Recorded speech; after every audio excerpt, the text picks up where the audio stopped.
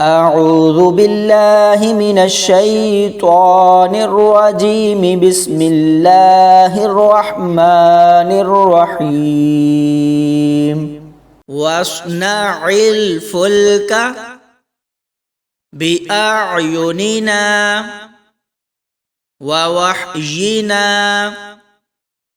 ولا تخاطبني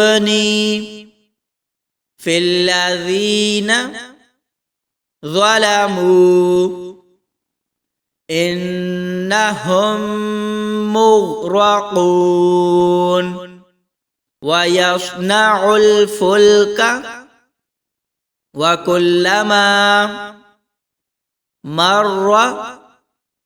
عليه ملأ من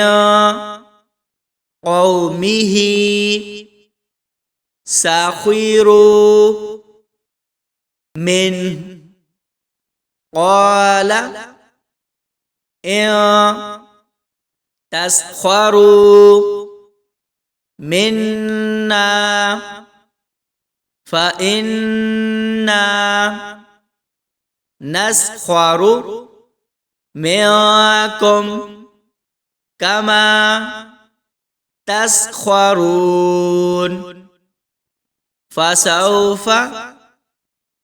تعلمون من يأتيه عذاب يخزيه ويحل عليه عذاب مقيم حتى إذا جاء أمرنا وفارت النور قل نحمل فيها من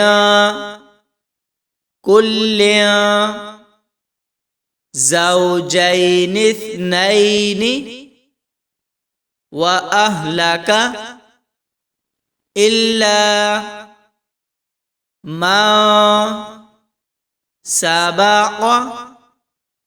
عليه القول ومن آمن وما آمن معه إلا قليل وقال اركبوا فيها بسم الله مجريها ومرساها إن ربي لغفور رحيم وهي تجري بهم في موج كالجبال ونادى نوح ابنه وكان في معزل يا بني اركب معنا ولا تكن مع الكافرين قال سآوي إلى جبل يعصمني من الماء قال لا عاصم اليوم من أمر الله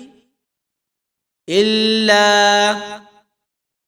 من رحم وحال بينهما الموج فكان من المغرقين وقيل يا أرض ابلعي ماءك ويا سماء أقلعي وغيض الماء وقضي الأمر واستوت على الجودي وقيل بعدا للقوم الظالمين ونادى نوح ربه فقال رب إن ابني من أهلي وإن وعدك الحق وأنت أحكم الحاكمين قال يا نوح إنه ليس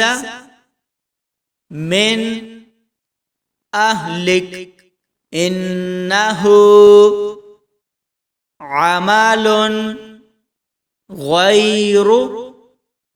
صالح فلا تسألني ما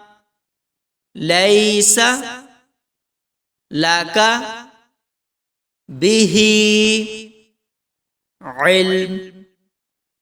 إني أعظك أن تكون من الجاهلين قال ربي إني أعوذ بك أن أسألك ما ليس لي به علم وإلا تغفر لي وترحمني أكن من الخاسرين قيل يا نوح اهبط بسلام منا وبركات عليك وعلى ممن معك وأمم سنمتعهم ثم يمسهم منا عذاب أليم